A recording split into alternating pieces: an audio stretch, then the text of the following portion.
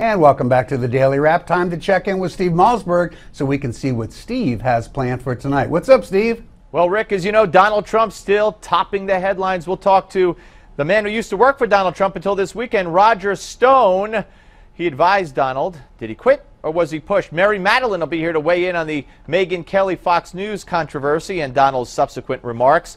And did you see what happened at the Bernie Sanders rally with Black Lives Matter? It's all straight ahead.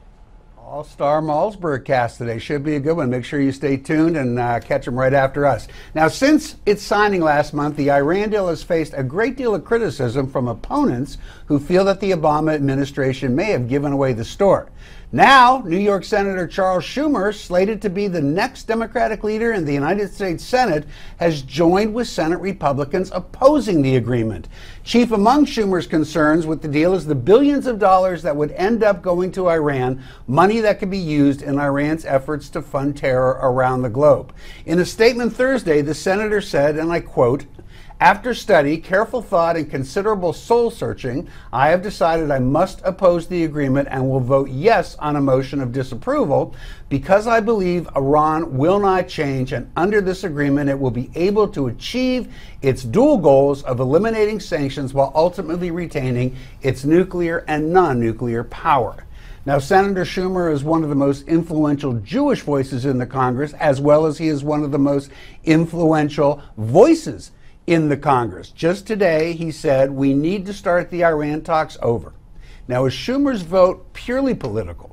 Or does he genuinely believe the Iran deal is not in the best interest of the United States? We'll start with Heather. I think he absolutely believes. He is definitely has the courage of his convictions with this. If you read his entire article or statement on this, he picks it apart. He separates it. The first 10 years, this is what the pros and cons are. The following time, this is what the pros and cons are. And then with regard to non-nuclear issues. And on each one of those, he ultimately comes to the conclusion that we're better off without it than with it. I think that he then states that the assumption for those who are for the deal is that Iran is somehow going to moderate, and I don't think he believes that. So it is so well thought out, whether you agree with it or not. It is not a decision that's made for politics. Okay, a couple of points on that, though, Tom. First of all, you have to acknowledge that Senator Schumer does have the largest Jewish constituency in the country. That's number one. Number two, he is probably the most well-funded AIPAC, the Jewish lobby, senator in the country. And maybe more importantly on the politics, it's kind of a no-lose for him, isn't it? Because by the time he's going to be trying to get that post as the leader of the Democrats, Obama, who's angry at him, is going to be gone. We're going to be in 2017.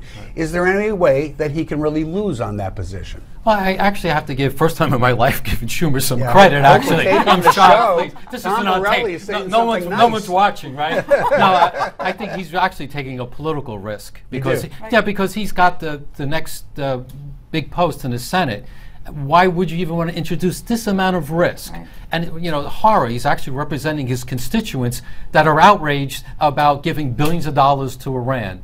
So, I think... But Carl, won't he be able to say, I mean, I take Tom's point, but won't he be able to say, look, we know the Congress is more than likely going to vote disapproval on this, but we also know that the president's going to veto it, and it's a pretty good bet, certainly at this point, that Congress will not be over to override the veto. So won't Schumer be able to say to his cohorts in the Senate, look, I knew how this was going to end up anyhow, so I took a safe vote here to protect myself with my constituents. But like what Tom said, I mean, he is actually voting in favor of his constituents. I think this is a bold move, and if it works out and the Senate or the Congress does make it veto-proof, it is going to be a huge deal, and he's going to be able to run on that as a Democrat or Republican, saying, you know, I was on the right side of this issue. But Rick, you do raise a good question. If his vote was going to determine really yes or no the whole deal, it might be different. Right. Well, he's not the only one who had something to say about this in the Senate. After speaking with the president Friday, Democratic candidate for president Bernie Sanders issued a statement that he will support